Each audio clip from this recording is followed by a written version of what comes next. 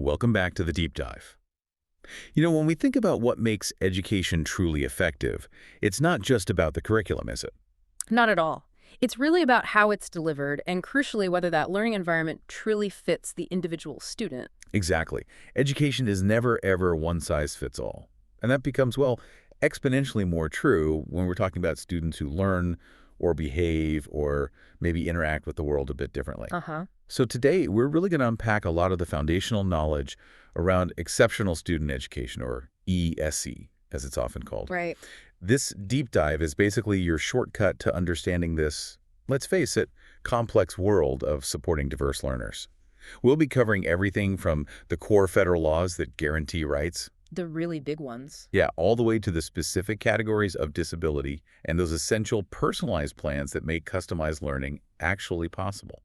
And what's really fascinating, I think, is how laws like the Individuals with Disabilities Education Act idea, they don't just sort of passively offer services. They fundamentally reshape how schools think about and approach education for all students. How so?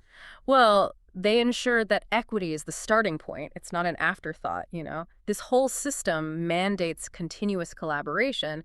It really puts the child and their family right at the center of the decision-making process. Okay. So we'll explore not just what the rules are, but maybe more importantly, why they matter so much for every family, every educator, every administrator involved. So whether you're maybe preparing for a career in education, or perhaps you're catching up on policy, or maybe you're a parent just curious about the non-negotiable rights your child has, you should walk away from this with some concrete, actionable knowledge about these critical systems, and also the powerful ethical guardrails that are built in to protect them. Ready to jump in? Let's do it. Okay, so we really have to start at the foundation, don't we? Which is federal law. Absolutely. You can't understand ESC without understanding the law. And in the world of ESE, there's one law that stands above all others. IDEA, the Individuals with Disabilities Education Act. That's the one. And it's worth remembering, these rights we take somewhat for granted today are actually relatively modern, historically speaking. Right. The whole framework really emerged from legislation back in 1975, the Education for All Handicapped Children Act. That was a landmark piece of legislation. What did it change?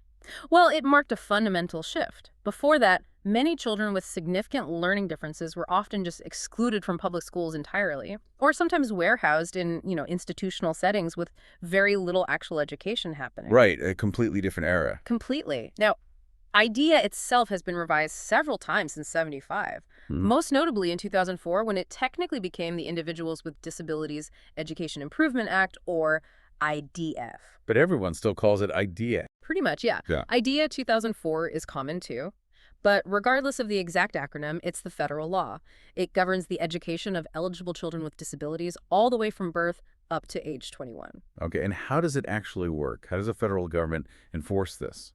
Well, the mechanism is funding. The federal government provides funding to states specifically for special education. And in return for accepting that funding, the states must comply with all of IDEA's requirements. It's a conditional funding model. So that compliance ensures these rights are upheld nationwide, more or less uniformly. That's the goal.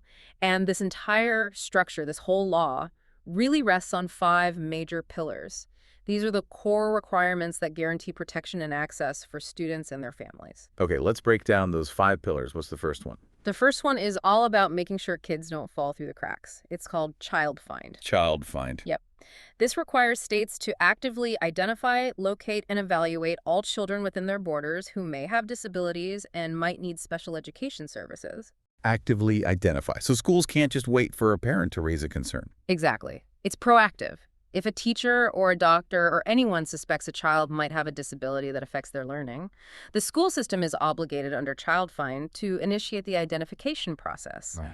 And importantly, this initial evaluation process must be done at no cost to the parents. That no-cost part is huge, and I think many people assume, the school just starts testing once someone flags a potential issue. Well, there's a key step. Parental consent is always required before any individual formal evaluation can actually take place. Okay. That respect for parental rights and authority is baked right into the law from the very beginning. Got it. So Child Find locates the kids. What's pillar number 2? Pillar number 2 is arguably the most foundational guarantee of the whole law. It's free, appropriate public education, or APE, Hear that acronym a lot. You do. And it sounds simple, but it's profound. It mandates that all eligible students with disabilities are entitled to an educational experience that is appropriate to their age and their unique abilities. Appropriate. Yes, and critically, it must be provided at public expense, so at no cost to the parents. Let's linger on that word appropriate for a second. That seems like it could be interpreted in many ways. It can be, and it's often the source of legal disputes. But the courts have generally interpreted it to mean that the education provided must be tailored to the child's needs and sufficient to provide meaningful educational benefit. It doesn't necessarily mean the best possible education money can buy or the one the parents might prefer above all others. But one that provides meaningful progress. Correct. Meaningful educational benefit. So if FAP is the guarantee of what education is provided, the third pillar helps define where that education happens. And that's the least restrictive environment, or LRE. LRE. Okay, what does that mean in practice? LRE is essentially the civil rights component of placement decisions. The guiding principle here is maximum participation in the general education classroom alongside peers who do not have disabilities. So the default is the regular classroom. Absolutely. The law presumes that the first placement option considered for every child with a disability is the general education classroom in the school they would attend if they didn't have a disability. And the school is expected to bring supports into that classroom first. Precisely. The idea is to provide necessary supplementary aids and services, things like accommodations, modifications, personnel support within that general education setting, removal from regular classes, so placement in more restrictive settings like special ed classrooms or separate schools. Yeah. That only happens when the severity or nature of the disability is such that education in the regular class, even with the use of supplementary aids and services, cannot be achieved satisfactorily. So it's a continuum, but you always start with the least restrictive option. You do. And this concept of LRE is really closely tied to the modern idea of inclusion. How is that different from, say, mainstreaming? I remember hearing that term more often years ago. That's a great distinction. Mainstreaming was sort of the older model. It often meant placing a student with a disability into a general education class only when their academic achievement was near grade level and they didn't need substantial support. They had to kind of earn their way in. Okay. Inclusion, driven by LRE, flips that. It says the general education classroom and the general education teacher are the student's primary placement and instructor by default. The specialized services and supports are brought to the student in that setting whenever appropriate. It's about modifying the environment, not just placing the student if they fit. That's a huge philosophical shift. It really is. Okay, yeah. so we have child find, FAPE, LRE. What's the fourth pillar? The fourth pillar focuses on the specific planning documents that actually make BAPE and LRE a reality for an individual child. These are the individualized plans. The IEP and IFSP. Exactly. The Individualized Education Program, IEP, for school-aged children, and the Individualized Family Service Plan, IFSP, for infants and toddlers. These are the written, legally binding documents that outline the student's current status, their specific goals, and all the services and supports required to meet those goals. We're going to dedicate a whole section to digging into these later. Good, because they're crucial. And the fifth pillar. The fifth pillar provides the checks and balances. These are the procedural safeguards. This is a whole set of rules and procedures designed to protect the rights and interests of both the parents and the child throughout the entire ESE process. What kind of protections are we talking about? Things like the right to receive prior written notice about any proposed changes to identification, evaluation, or placement, the right to confidentiality of records, the right to non-discriminatory assessments, and, very importantly, the right to mechanisms for resolving disagreements. Like mediation or hearings. Precisely. Things like mediation and due process hearings, which give parents a formal way to challenge school district decisions if they believe their child's rights under ID are being violated. These safeguards ensure accountability and empower parents.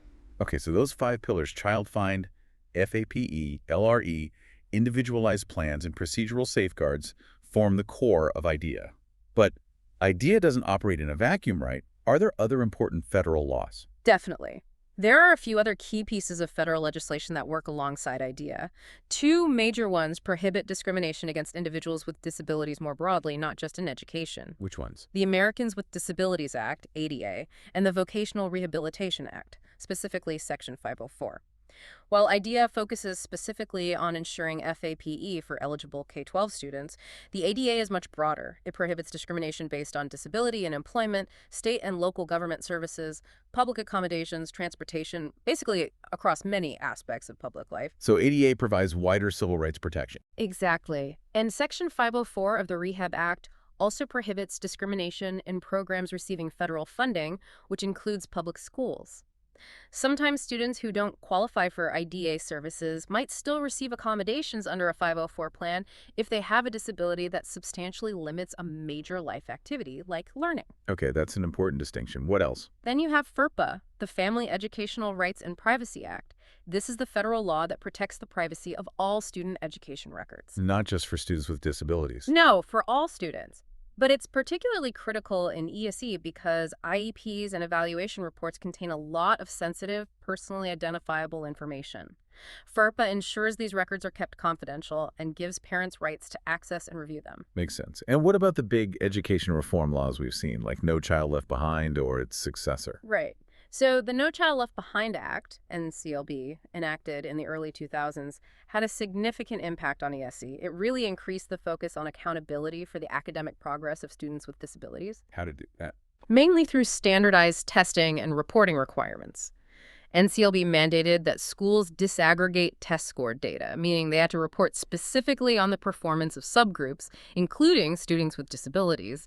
It also pushed for higher graduation rates for these students. So it's shown a spotlight on how this group was performing. It did, for better or worse. There was criticism about the pressure it created, but it definitely made the performance of students with disabilities more visible. And its successor, ESSA. The Every Student Success Act, ESA, which replaced NCLB, maintained the requirement to track and report the achievement and graduation rates for students with disabilities. However, it shifted a lot of the decision-making power regarding how to support these students back to the states and local districts. So less federal prescription. Generally, yes. Unlike NCLB's more rigid, top-down approach to interventions, ESA gives states and districts more flexibility to determine the specific supports and interventions they'll use based on their local data and needs. It acknowledged that maybe a one-size-fits-all federal mandate wasn't the best way to address the diverse needs across the country. Okay, so Section 1 gave us a really solid grounding in the legal framework, especially the power of IDEA. But you mentioned eligibility criteria earlier. Right. Just because a child is struggling in school doesn't automatically mean they qualify for ES services under IDEA. There's a specific process. Yes. To be found eligible, a child typically has to meet two conditions. First, the evaluation must determine that the child has one of the 13 specific disability categories listed in IDEA. Only those 13. For the main school age program, yes. Right. We'll get to infants and toddlers in a moment. So condition 1 is having one of those 13 disabilities. Condition 2 is that the disability must adversely affect the child's educational performance. Adversely affect. Let's unpack that a bit. Does that just mean failing grades? Not necessarily. That's a really crucial clarification. Adverse effect is broader than just academic failure. A student could be getting good grades, maybe A's and B's, but only because, say, their parents are providing an extraordinary amount of support at home every night, essentially masking a significant functional impairment. Or maybe they're doing okay academically but severely struggling with social interactions or emotional regulation because of their disability. Exactly. Or perhaps they have a health condition that significantly impacts their stamina or attention in the classroom. The core question is the disability hindering the child's ability to access and benefit from the general education curriculum and environment in some significant way? It doesn't always show up as an F on a report card. Got it. So it's disability plus adverse educational impact. Correct. Now, before we dive into the 13 categories for school-age kids, ages 3 to 21, it's worth mentioning the younger group, infants and toddlers, from birth up to age 3. Right, covered under Part C of IDEA. Yes. For this age group, the focus isn't on the specific disability categories. Instead, eligibility is typically based on documented developmental delays. In what areas? Usually in one or more of 5 key developmental areas: cognitive development, physical development, including vision and hearing, social or emotional development, communication development, or adaptive development, like self-help skills. The services provided here focus heavily on the family and occur in natural environments, as we'll discuss more when we get to the IFSP. Okay, so developmental delays for the little ones. Now let's tackle those famous 13 categories for students aged 3 to 21. These definitions are really important, aren't they? They dictate eligibility, funding, the kind of expertise needed. Absolutely. Knowing these categories is fundamental. Should we just go through them? Let's do it. What's first? Let's start with autism, or autism spectrum disorder, ASD. IDEA defines this as a developmental disability significantly affecting verbal and nonverbal communication and social interaction. It's generally evident before age 3 and adversely affects educational performance. And it's a spectrum, right? So characteristics vary widely. Hugely. But common characteristics can include difficulties with social reciprocity, challenges understanding or using language, sometimes including delayed speech or unusual speech patterns like echolalia, often an aversion to eye contact or physical touch, engagement in repetitive activities or stereotyped movements like hand flapping or rocking, and frequently a strong resistance to changes in daily routines. That resistance to change alone could cause significant issues in a dynamic school environment. Yeah, You can immediately see the potential for adverse effect. precisely. Next, let's cover the sensory categories. There's deaf blindness. Yeah. This refers to simultaneous severe hearing and visual impairments. The combination is so severe that it causes communication and other developmental and educational needs that cannot be accommodated in special education programs solely for children with deafness or children with blindness. It requires a unique approach. So it's the combination that defines it. Yes. Then we have deafness itself, defined as a hearing impairment that is so severe that the child is impaired in processing linguistic information through hearing, with or without amplification, and that adversely affects educational performance. And distinct from that is hearing impairment. Right. Hearing impairment refers to an impairment in hearing, whether permanent or fluctuating, that adversely affects a child's educational performance but is not included under the definition of deafness. So it's a significant hearing loss, maybe requiring hearing aids, but not severe enough to meet the criteria for deafness. And presumably there's a parallel for vision. Exactly. Visual impairment, including blindness. This means an impairment in vision that, even with correction, like glasses or contacts, adversely affects a child's educational performance. The term includes both partial sight and blindness. Okay, sensory covered. What's next? A category that's often complex and sometimes misunderstood is emotional disturbance. Right. What falls under this? IDEA defines this based on exhibiting one or more specific characteristics over a long period of time and to a marked degree, which adversely affects educational performance. Those characteristics include an inability to learn that cannot be explained by intellectual, sensory, or health factors. Okay. An inability to build or maintain satisfactory interpersonal relationships with peers and teachers, inappropriate types of behavior or feelings under normal circumstances, a general pervasive mood of unhappiness or depression, or a tendency to develop physical symptoms or fears associated with personal or school problems. That's quite a clinical list. Can you give some examples? Sure. This category can encompass conditions like anxiety disorders, schizophrenia, bipolar disorder, obsessive-compulsive disorder, and depression, provided they meet those duration, severity, and adverse effect criteria. It's not just about a child having a bad day or occasional misbehavior. It has to be persistent and significant. Exactly.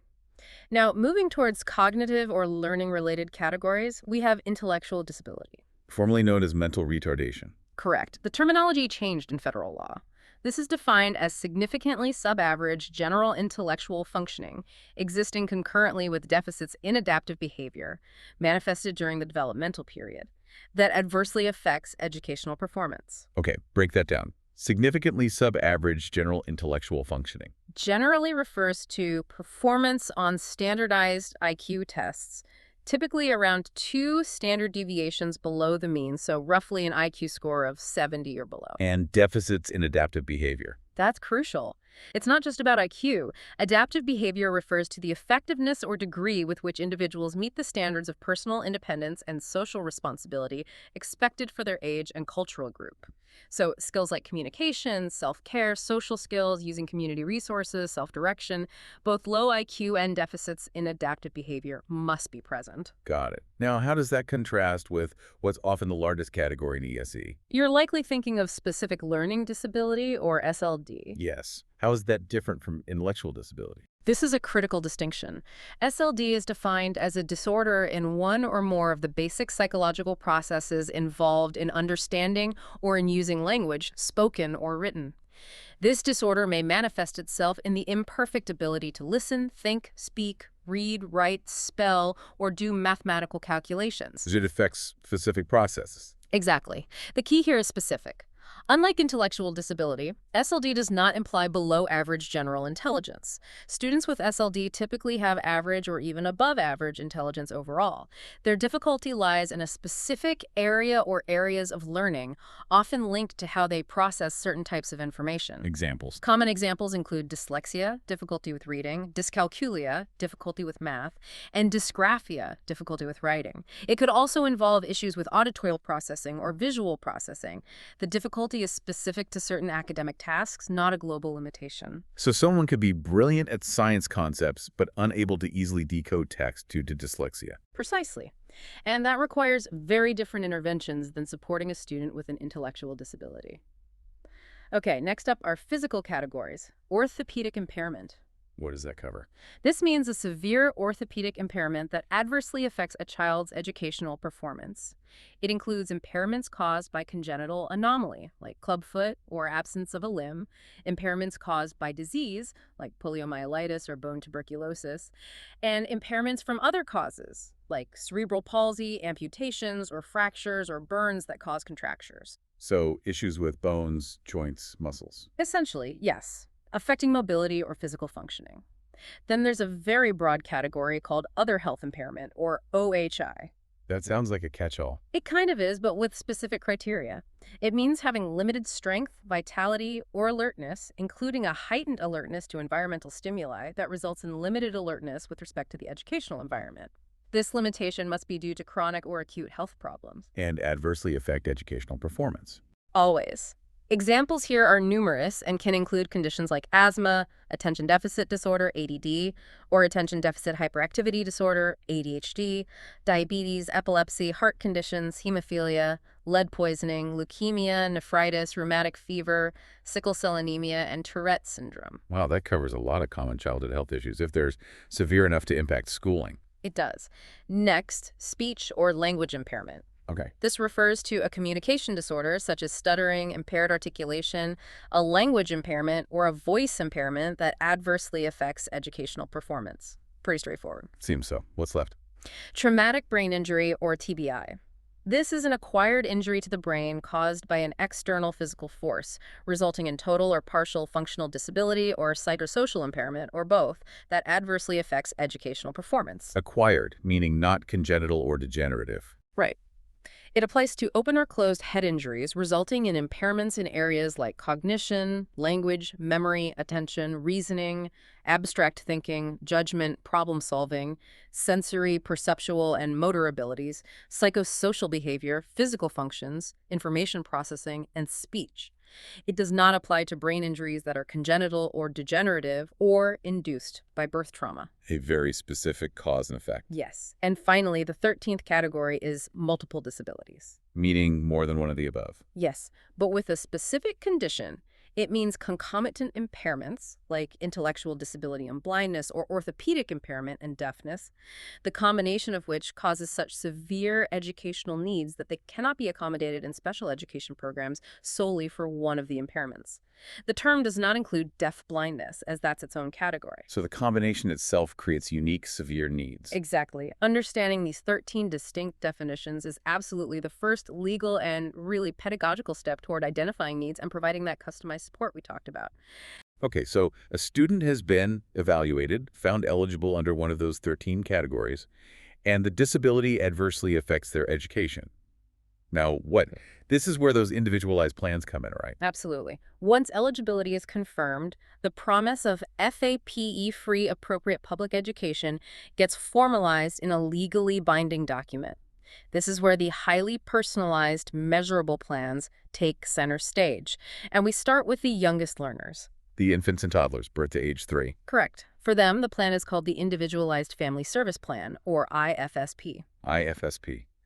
How is that different from the IEP we hear about more often?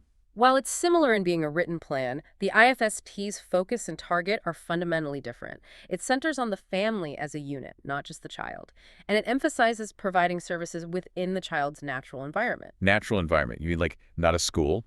Exactly. We're talking about the home, a daycare center, the park, grandma's house, wherever the child typically is during their day.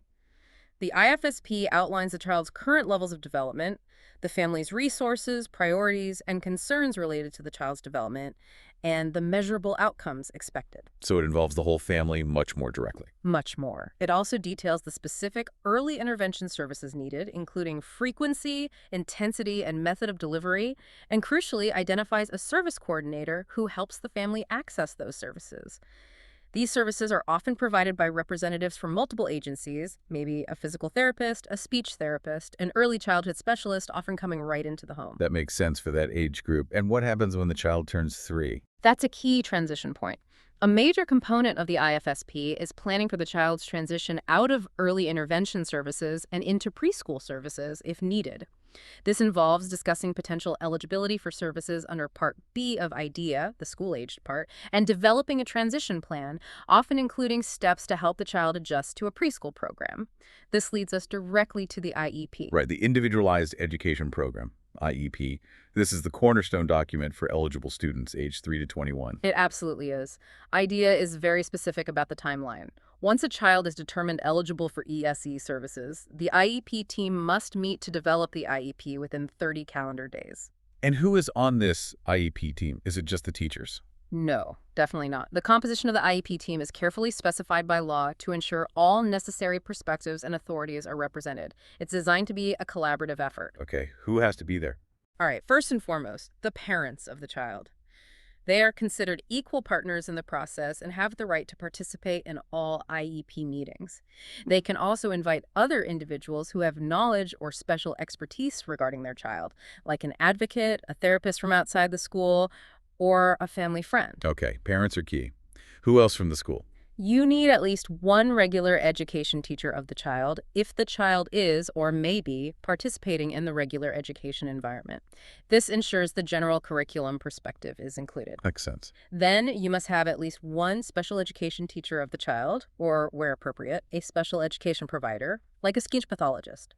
This person brings expertise on the disability and specialized instruction. You also need a representative of the local education agency. LEA, basically, a representative of the school district. This person needs to be qualified to provide or supervise the provision of special education, be knowledgeable about the general education curriculum, and critically, be knowledgeable about the availability of district resources and have the authority to commit those resources. So someone who can actually say, yes, we can provide that service. Exactly. That authority piece is crucial. Then you need an individual who can interpret the instructional implications of evaluation results.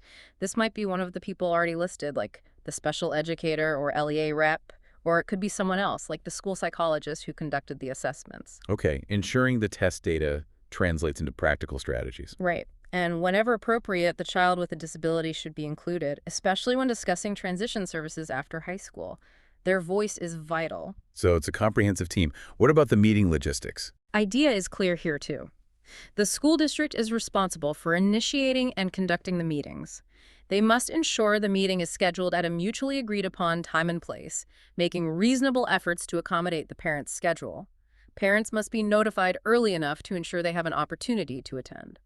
And parents get a copy of the final IEP. Absolutely. The school must give the parents a copy of the IEP at no cost. What if there's disagreement within the team? If parents don't agree with the proposed plan? That's where those procedural safeguards we mentioned earlier come into play. The first step is usually trying to negotiate and reach consensus within the IEP meeting itself. If that fails, parents have the right to pursue formal dispute resolution options like mediation or a due process hearing. The IEP is meant to be a collaborative agreement, but there are protections if agreement can't be reached. Okay. Now, let's get into the document itself. What must be in an IEP? You said there were required components. Yes. IDEA mandates 8 specific components that must be included in every IEP.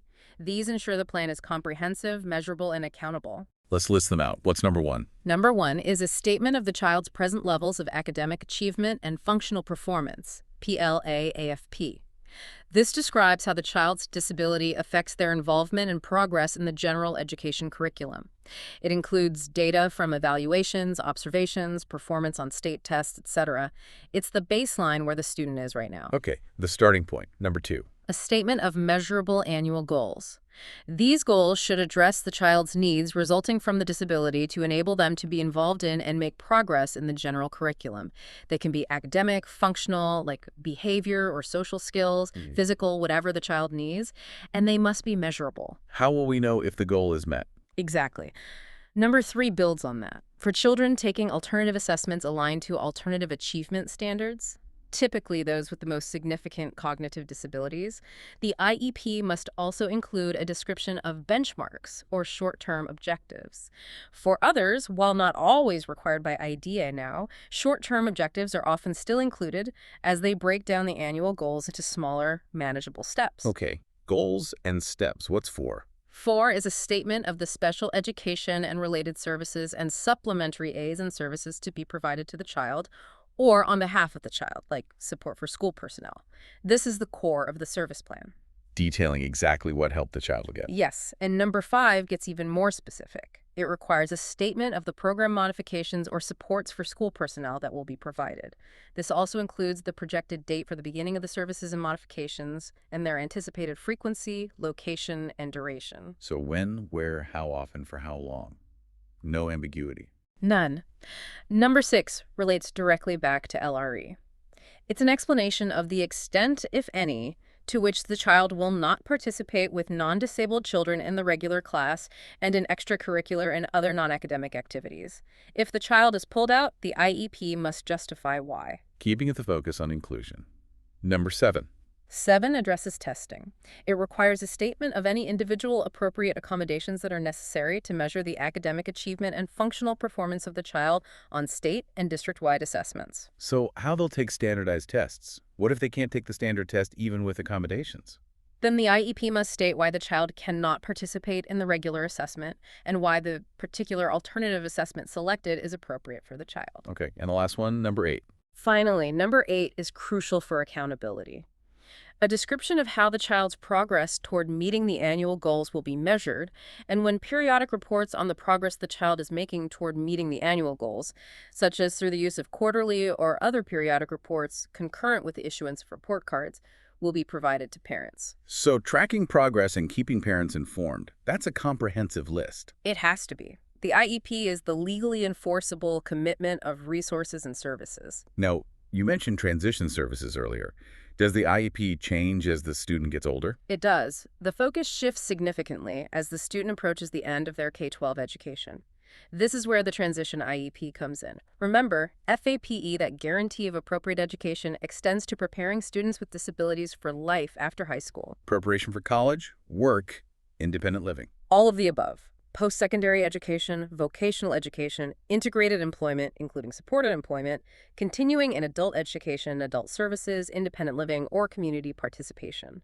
The goal is a smooth transition. Are there specific deadlines for this planning? Yes, IDEA sets clear milestones. First, beginning not later than the first IEP to be in effect when the child turns 16, or younger if determined appropriate by the IEP team, the IEP must include appropriate measurable post-secondary goals based upon age-appropriate transition assessments related to training, education, employment, and, where appropriate, independent living skills. So goals for after high school start officially at 16. At the latest, the IEP must also include the transition services, including courses of study needed to assist the child in reaching those goals. This involves coordinating services between the school and outside agencies. Like vocational rehab or disability services at a college. Exactly. The IEP needs to address these interagency responsibilities or any needed linkages. Who is going to provide what support once the student graduates or ages out of the school system? All post-graduation goals need to be specific and measurable. And there's something about rights transferring too. Yes, the age of majority. In most states, the age of majority when a person legally becomes an adult is 18. At least 1 year before the student reaches the age of majority, the IEP must include a statement that the student has been informed of the rights under IDEA that will transfer to them upon reaching the age of majority. So the student starts taking over their own educational rights. Essentially, yes. Rights like consenting to evaluations and services, challenging decisions through due process, these transfer from the parent to the student unless the student has been legally determined incompetent. It's about preparing them for self-advocacy and legal independence. Okay, we've talked about the big laws and the detailed plans like the IEP, but that journey to an IEP often involves several steps within the school first, right? Schools don't just jump straight to formal ESE testing for every struggling student. That's absolutely right. There's usually a crucial pre-referral stage. While IDEA itself doesn't explicitly mandate a specific pre-referral process nationwide, many state laws and district policies require it. Often this is managed by a team within the school. Like a child study team. Exactly, sometimes called an instructional support team or student assistance team. The core purpose of this team and process is to intervene before making a formal referral for a special education evaluation. Why is that step so important? Well, the goal is to see if the student's academic or behavioral difficulties can be successfully addressed within the general education environment using targeted interventions and supports. It helps ensure that students aren't unnecessarily referred for ESE evaluation if their challenges can be resolved with adjustments in the regular classroom. It conserves resources and, importantly, avoids potentially labeling a child inappropriately. Makes sense. Do we know what that looks like in practice? It varies by state and district, but the Wow. example from Florida in our source material gives a good idea. Their requirements for pre-referral often include things like documented evidence of 2 or more conferences about the student's specific difficulty, a review of anecdotal records and behavior observations, screening for possible sensory issues like vision or hearing problems, a review of the student's educational history, attendance, and relevant medical records. So gathering existing information. Right. And then the most critical part, documented implementation and evaluation of at least 2 different general education interventions or strategies designed to address the specific area of concern. The team tries things within the regular classroom first. And if those interventions don't work? If, after faithfully implementing and evaluating these general education strategies, the student continues to struggle significantly, then the team would typically move forward with a formal referral for a comprehensive evaluation to determine eligibility for ESE. Okay, so pre-referral is a vital screening and early intervention step. Once that formal referral is made, what happens during the evaluation? The evaluation is conducted by a multidisciplinary team, often called the assessment team or evaluation team. This team includes professionals qualified to conduct the necessary diagnostic assessments, like a school psychologist, educational diagnostician, speech pathologist, etc. Usually a general education teacher familiar with the student, and of course the parents are part of this process too. And parental consent is required again here. Absolutely mandatory.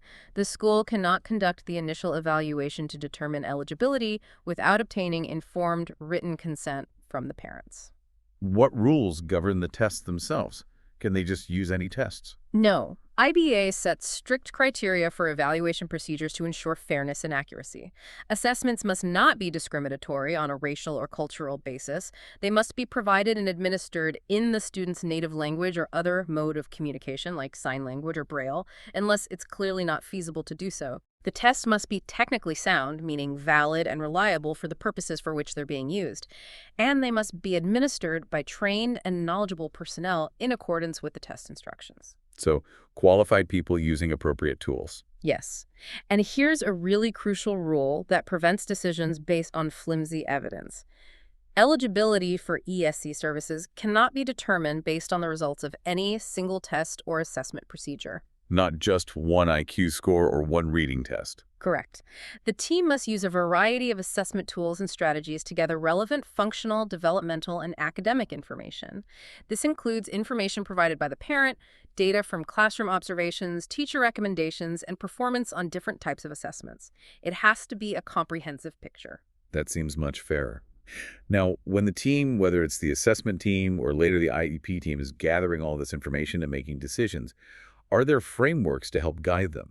Yes, while not mandated by IDEA, many teams find structured frameworks helpful for organizing their thinking.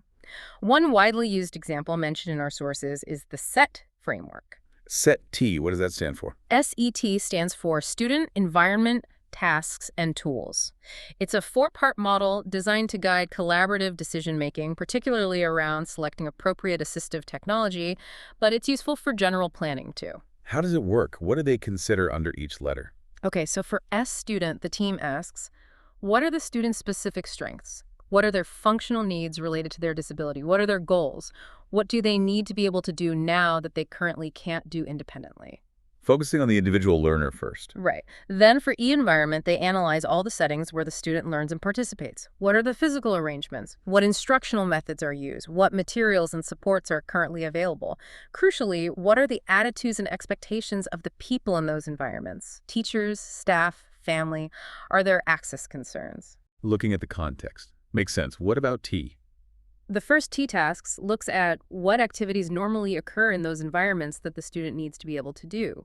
What are the critical components of those tasks? How could the tasks themselves be modified to accommodate the student's needs? So what does the student actually need to do? Yes, and the final T tools brings it all together. Based on the understanding of the student environment and tasks, what tools should be considered to help the student succeed? Tools here is defined broadly. It could mean assistive technology devices, but also includes instructional strategies, specific services, accommodations, modifications, supports for personnel. Basically, the solutions. So SET provides a structured way to think through the problem and potential solutions. Exactly. It helps ensure the team considers all the relevant factors before jumping to conclusions or selecting interventions. Okay, so once the plan, like the IEP, is developed, using frameworks like SET perhaps, the student starts receiving supports. Can we clarify the different types of support services mentioned in IDEA? Sure, there are several key categories. First, you have exceptional student education, ESE itself, which usually refers to the specially designed instruction tailored to meet the unique needs of the child with a disability. This is the core teaching component. Okay, the specialized teaching. Then you have related services. These are supportive services required to assist a child with a disability to benefit from special education. Examples. Things like transportation, maybe specialized bus access for a wheelchair user, speech-language pathology and audiology services, psychological services like counseling, physical and occupational therapy, recreation, early identification and assessment, counseling services, orientation and mobility services for students with visual impairments, and school health services. Basically, services that enable access to or benefit from the special instruction. Got it. What else? Supplementary aids and services. These are aids, services, and other supports that are provided in regular education classes, other education-related settings, and in extracurricular and non-academic settings to enable children with disabilities to be educated with non-disabled children to the maximum extent appropriate, fulfilling that LRE mandate. So these are things used in the general setting. Often, yes. Examples could be preferential seating, assistive technology devices like a communication board or specialized software, audio recorded books, note takers, or the support of a paraprofessional shadowing a child with autism to provide immediate behavioral support within the regular classroom. Okay. And then there are modifications. Yes, program modifications. These usually refer to changes made to the general education curriculum or instructional methods to meet the student's needs. For example, allowing a child with ADHD who needs to move to quietly walk in the back of the classroom during instruction, or providing simplified reading materials, or reducing the number of homework problems. And finally, support for staff. Right. Supports for school personnel. This includes training, resources, or consultation provided to teachers, paraprofessionals, and other staff who work with the child to help them implement the IEP effectively. Maybe a workshop on behavior management strategies or training on how to use a specific assistive technology device. That covers a lot of ground. Yeah. Now, within supplementary aids and services or program modifications, we often hear about accommodations. Can we get more specific about those? Our sources mentioned 4 types. Yes, accommodations are a really common and important type of support. They change how a student learns or demonstrates their knowledge, but they don't change what they are expected to learn, the curriculum standard. They level the playing field. The 4 main types are. Okay, let's hear them. First, presentation accommodations. These change the way information is presented to the student. Examples include listening to audio recordings instead of reading text, using large print or braille, having directions or text read aloud, or using magnification devices. So changing the input format, what's second? Second, response accommodations. These change the way the student can complete assignments or tests. Examples: allowing verbal responses instead of written ones, using a scribe to write down dictated answers, using a word processor or brailer instead of handwriting, or using calculation devices when calculation isn't the skill being tested. Changing the output format? Third. Third, setting accommodations. These change the location in which a student receives instruction or takes a test, or the conditions of the setting. Examples: taking a test in a small group or individual setting to reduce distractions, using special lighting or acoustics, or sitting in a specific location, like near the teacher or away from a noisy area. Changing the where or the conditions. And fourth. Fourth, scheduling accommodations. These change the timing aspects of instruction or testing. The most common example is extended time to complete assignments or tests.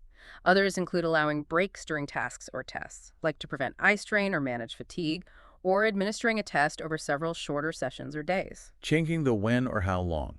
Is there a guiding principle for using these? Yes, a crucial one. Accommodations must facilitate the student's ability to demonstrate their knowledge and skills. They should not provide an unfair advantage or change the fundamental nature of the skill or competency being assessed. For example, reading a math test aloud is often an appropriate accommodation, but reading a reading comprehension test aloud would likely invalidate the test, as it removes the need for the student to decode the text themselves. That makes sense. The accommodation shouldn't remove the skill being measured. Exactly. Okay, finally for this section, let's revisit those crucial ethical guardrails: confidentiality and due process. Absolutely essential. Both FERPA, the General Student Privacy Law, and IDEA have strong provisions protecting the confidentiality of student records, particularly the sensitive information contained in evaluations and IEPs. What does that mean practically? It means that personally identifiable information from a student's education records cannot be disclosed to anyone outside the school district without written parental consent, except under very specific legal exceptions. The records must be kept securely. And who within the school gets to see the IEP? School staff should only access the contents of an IEP on a legitimate, need-to-be-aware basis related to their specific responsibilities in implementing the plan. A math teacher needs to know about the student's math goals and required accommodations for their class. A PE teacher needs to know about any physical limitations or safety precautions. They don't necessarily need access to the entire psychological evaluation report unless it directly informs their work with the student. Protecting privacy even within the school. Yes, and parents always have the right to inspect and review all of their child's education records. And due process. That's the conflict resolution part again. It is. Due process refers to the set of procedural safeguards designed to ensure fairness and protect parental rights when disagreements arise between parents and the school district regarding the identification, evaluation, placement, or provision of FAPE to their child. What rights does it guarantee? Key rights include receiving prior written notice of proposed actions, the right to consent, the right to access records, and the right to an impartial hearing if disagreements cannot be resolved through less formal means. Like mediation first. Exactly. IDEA strongly encourages, and many states require, trying mediation first. This is a voluntary process where an impartial mediator helps the parents and school district try to reach a mutually acceptable resolution. It's provided at no cost to the parents. And if mediation doesn't work? Then parents have the right to request an impartial due process hearing. This is a more formal, quasi-legal proceeding presided over by an impartial hearing officer, someone not employed by the school district involved. Both sides present evidence and witnesses, and the hearing officer makes a legally binding decision. The hearing itself is at public expense, though parents might incur costs if they hire an attorney. This whole structure is designed to ensure parents truly are equal partners and have recourse if the system isn't meeting their child's needs appropriately. We've talked a lot about laws, procedures, documents. But at the end of the day, the success of this whole ESE system really hinges on people working together, doesn't it? Absolutely. The human element is paramount. Particularly the collaboration between the school and the family is the engine that truly drives the IEP process and ensures positive outcomes for the student. Why is that partnership so critical? Well, the benefits of strong, respectful communication and collaboration are numerous. Research consistently shows it improves parents' ability to support their child's learning at home. It gives parents valuable insights and ideas for helping their child. And perhaps most importantly, it increases parents' confidence in their own role as advocates for their child's education. So how can schools foster that strong partnership? What should teachers and staff keep in mind? It starts with recognizing and genuinely respecting that all families are different. Teachers need to understand that parents of children with disabilities often experience a really complex and varied range of emotions, maybe hope, pride, frustration, grief, fear, sometimes all at once. So, effective communication requires more than just sending notes home. It means actively listening to parents' perspectives, speaking plainly and avoiding confusing jargon, using open-ended questions to understand their views, and always, always focusing discussions on the child's progress and the shared educational purpose. Schools need to actively work to make parents feel welcome and valued as true equal partners in the process. That equal partners phrase keeps coming up. It's clearly central. It has to be. And this partnership also requires understanding and respecting cultural differences. How does culture play into this? Practitioners need to start from the premise that parents, regardless of their background, are the life educators who know their child best. They have invaluable insights. We also need to acknowledge that families from diverse cultural backgrounds might hold very different beliefs or ideologies about the cause of a disability, or about the role of schools versus families. And the formal education system itself might feel intimidating. It definitely can be, especially for families who may have had negative experiences with schools in the past or for whom English is not their first language. Compounding factors like low income and poverty, which disproportionately affect some minority groups, can also create barriers to participation if the school isn't actively working to be accessible and welcoming. So schools need to be culturally responsive, ensuring communication is accessible, assessments aren't biased, and they're meeting families where they are. Precisely. Building trust across cultural differences is essential. Now, within the school, another critical human element, especially with the push for inclusion, LRE, is the paraprofessional. Oh, absolutely crucial. Paraprofessionals, sometimes called teacher's aides, instructional assistants, paraeducators, they are truly essential members of the educational workforce today. They are often the ones providing the direct, moment-to-moment support that allows students with significant needs to successfully participate in general education classrooms. Their role seems much more complex than maybe it used to be. It absolutely is, and it's constantly expanding. They're not just making copies or monitoring the lunchroom anymore. They're often implementing behavior plans, collecting data for IEPs, providing direct instruction under teacher supervision, facilitating social interactions, and using assistive technology. That sounds like it requires significant training. It does, and providing adequate training and ongoing support for paraprofessionals is vital. Key areas often covered in training include understanding their specific roles and responsibilities and ethical boundaries, learning effective instructional strategies, implementing behavior management techniques, sometimes basic academic skills review, how to accurately observe and record student performance, strategies for effective teaming and communication with the supervising teacher and parents, and often specific health or safety procedures relevant to the students they support. They are a linchpin in making inclusion work. Okay. This focus on individual needs, collaboration, and appropriate support brings us to a really significant systemic challenge that IDEA and educators are constantly grappling with: disproportionality in EAC. Yes, this is a major equity issue in special education. Disproportionality refers to the situation where a particular demographic group, usually defined by race, ethnicity, or sometimes socioeconomic status or language background, is represented in special education programs at a significantly different rate than their representation in the general student population. So either overrepresented or underrepresented. Exactly. Most commonly, the concern is about the overrepresentation of certain minority groups, particularly Black and Native American students, in specific disability categories like emotional disturbance or intellectual disability.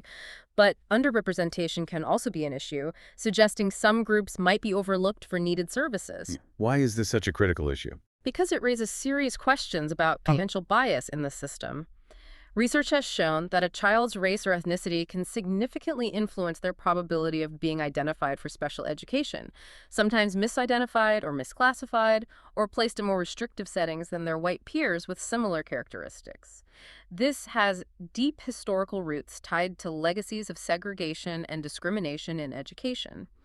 It suggests that factors other than objective disability status might be driving referral and placement decisions for some students. That's deeply concerning. What are some of the factors that contribute to this problem? Sounds complex. It's definitely complex with no single cause or easy fix. Our sources highlight several potential contributing factors that schools and districts need to examine and address proactively. Like what? One factor is potential test bias. Even with IDEA's safeguards, if assessment tools aren't culturally and linguistically appropriate, or if their norming samples didn't adequately represent diverse populations, they might systematically yield inaccurate results for students from certain backgrounds. Okay, the tools themselves might be flawed. Possibly. Another huge factor is poverty. We know poverty is linked to increased exposure to risk factors like poor nutrition, inadequate healthcare, environmental toxins, and chronic stress, all of which can negatively impact development and school readiness. These challenges might sometimes manifest in ways that mimic disability symptoms, potentially leading to misidentification if the underlying socioeconomic factors aren't considered. So poverty's effects can be mistaken for a disability. It's a significant concern. Then there's the issue of behavior management practices within schools. If school discipline policies are applied inconsistently or harshly towards students from certain racial or cultural groups, these students might be more likely to be referred for ESE evaluation based primarily on behavior issues, potentially leading to placement in categories like emotional disturbance without fully exploring other contributing factors. Discipline disparities feeding into ESC referrals. It's a documented pathway. Related to this is the concept of cultural mismatch or cultural reproduction. What does that mean? This refers to situations where the school's dominant culture, its curriculum, teaching styles, communication norms, behavioral expectations primarily reflects and rewards the norms of the white middle class. Students from different cultural backgrounds, who might have different ways of learning, interacting, or expressing themselves, can be misunderstood. Their culturally based behaviors might be misinterpreted as deficits or defiance, leading teachers to perceive a disability where none exists. The school system, in effect, reproduces the dominant cultural norms and potentially marginalizes those who don't fit neatly within them. Wow, that's a powerful idea. It is. Other contributing factors include potential flaws in the identification process itself, like inconsistent pre-referral interventions, disparities in the available resources across schools. Schools serving predominantly minority or low-income students may lack adequate support services. Difficulties with acclimation in general education, meaning the school may not be providing adequate supports for diverse learners before referral, and simply differing views on diversity among school staff, whether diversity is seen as a strength or a problem to be managed. So addressing disproportionality requires looking at the entire system, from assessment tools to teacher attitudes to resource allocation. Absolutely. It demands a constant, multifaceted commitment to equity at every single decision point in the ESE process, from the initial child find efforts all the way through eligibility determination, IEP development, and placement decisions. #OutTierRO. So if we try to, connect all these threads back to the bigger picture, we've essentially mapped out the critical journey. We started with IDEA providing that foundational guarantee, the rights to FAPE and LRE. Right, the legal bedrock. Exactly. And then we saw how those broad guarantees translate into the highly specific, individualized, and measurable action plans. The IFSP for the little ones, focusing on family and natural environments, and the IEP for school-age students, driving their educational program. The blueprints for action. Yes. And this entire structure, it's reinforced and protected by those powerful ethical and procedural safeguards we discussed. Confidentiality, non-discriminatory evaluation, due process rights, all designed to ensure that families are truly treated as partners, not just recipients of services, in determining their child's educational future. Yeah, we've really covered the whole landscape, haven't we? From that high-level federal law all the way down to those practical classroom-level supports, like the 4 types of accommodations: presentation, response, setting, and scheduling. Mm-hmm. And I think the core message that comes through again and again is that specialized education, when done right according to these principles, is fundamentally about customization and inclusion. It's about systematically providing the unique supports each student needs to succeed, preferably alongside their peers. It's not about separation, but about tailored support. Well said. It's an acknowledgement, really, that true equality in education doesn't mean treating everyone the same. It means giving every student exactly what they need to learn and thrive. Right. Now, thinking about that core principle of LRE, the least restrictive environment, which pushes so strongly for inclusion, it raises an interesting final thought for you, our listeners, to ponder. Okay. Given this strong emphasis on inclusion and the collaborative nature of the IEP team, how might the system ethically address the needs of that small percentage of students who require maximum removal from the general setting? Think about a student whose needs are so profound or complex that perhaps a highly specialized residential facility or even a hospital-based program is deemed the only placement capable of providing FAPE. That's a tough scenario. It is. Even when that highly restrictive placement is agreed upon as necessary and appropriate by the full IEP team, how does it challenge the spirit, if not the letter, of LRE? And maybe more importantly, what ongoing supports, monitoring mechanisms, and connection points are needed to ensure that students' rights are vigorously maintained, that they continue to receive appropriate education, and that they aren't simply forgotten or isolated once they're outside the walls of the typical school environment. How do we ensure LRE principles still apply, in a Yeah. way, even in the most restrictive settings? Exactly. How do we keep that connection and ensure their rights are always paramount? That's something complex to mull over as you continue your own deep dive into this absolutely crucial field of education.